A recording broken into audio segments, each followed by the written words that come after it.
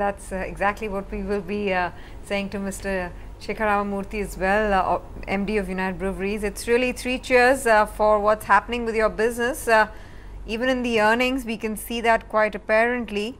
The margin picture has improved drastically. Sales are up 30%.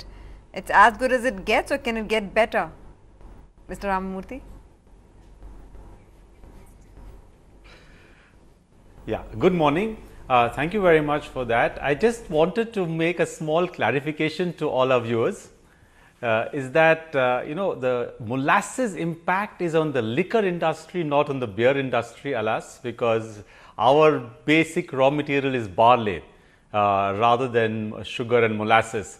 And barley prices haven't softened really. Barley prices are still high, and availability of barley in India has still been scarce. Having said that, yes, our margins have significantly improved, and there have been several drivers for that. Of course, one was that base effect. Last year, Q4 was bad because of demonetization, because of impending highway ban.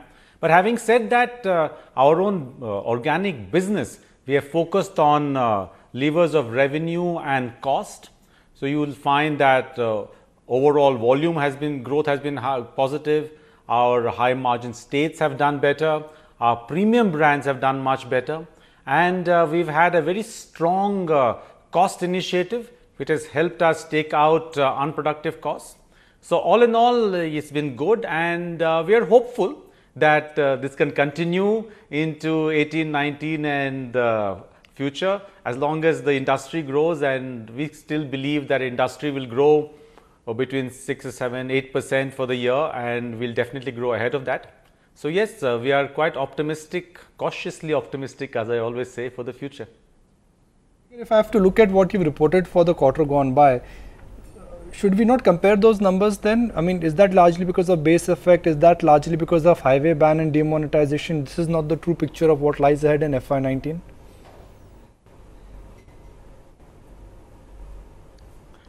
Well, the 13-fold increase is because the base effect, but the fundamentals of the business, we believe, are as they are. You can expect similar margins, you can expect good revenue profile, but the growth vis-a-vis Q4 is because Q4 was depressed.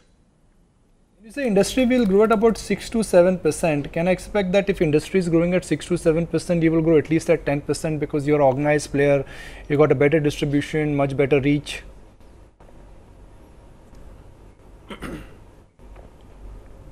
Yes, that's reasonable. That's our objective. We want to grow at least 10% and ahead of the market and add market share further. Last year was good. We added almost 2.5% market share. There is this niggling comments which we get that whether questions we get whether we are quote unquote losing share, and I'd like to clarify to everybody who is an analyst and a consumer and a general viewer that our shares have been very strong. We've constantly added shares. Our core Kingfisher strong, are continuing to add share. So our fundamentals of business are very strong, and as long as industry grows and there are no significant regulatory headwinds, we can expect similar growth going forward. Then you say that your margins have expanded. Is this largely because of a price hike, or there is a price hike and also some advantage on the raw material? Is it a blend of both, or is it only one? And I'm using the word blend purposely, pun intended here, because I'm talking to a liquor company.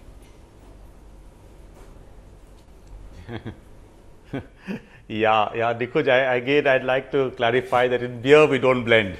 in beer we brew. Water and alcohol. One day I'd like to come and talk to you guys, and so this is water and barley. So it's a brew process, not a distilled and blended process. But to your question, it's a combination of many things, Nikunj. Our prices have been better, our higher margin states have done better, our premium brands have done better, and of course we have also looked at our costs. So, and cost, not just the material costs, but all our costs. and we have been quite successful in taking out unproductive costs. So therefore, the cost base has been reset. So all that we have to look forward to is that if there is no significant regulatory headwind, and in our business we can't really ever predict regulatory headwinds, but if there aren't any, we are hopeful of a similar performance going forward. Your current product portfolio, where I believe there are a lot of premium products, you've also launched a new brand which is Amstel beer. Would that fall into the popular category or premium category, and what's the expectation here? How do you plan to grow your product portfolio in terms of the revenue generate from each of your key products?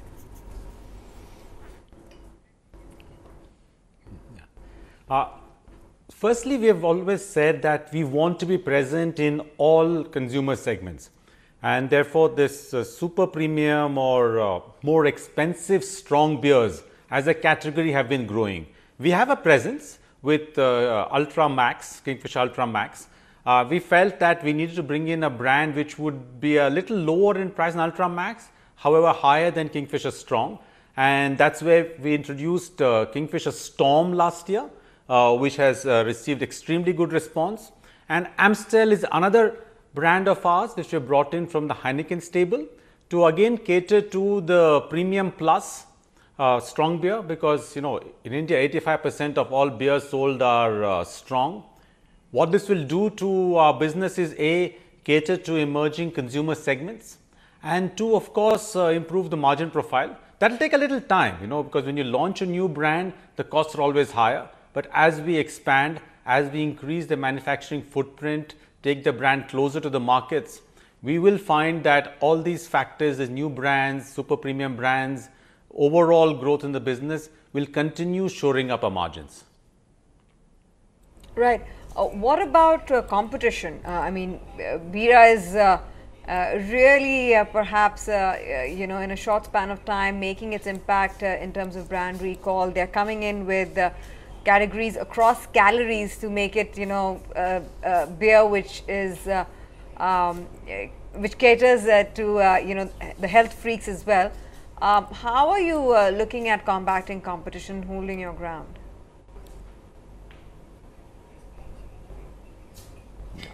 So, fair point you're making. Bira has over the last 18 months captured the imagination of people in urban India, in the premium segment, in the stylish bars, with a portfolio which the other mainstream companies don't have.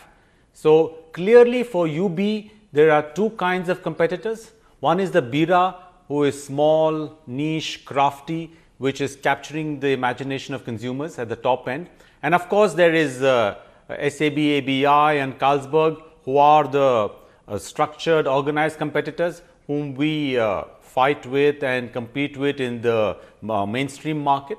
So we believe that we need to have an answer to both.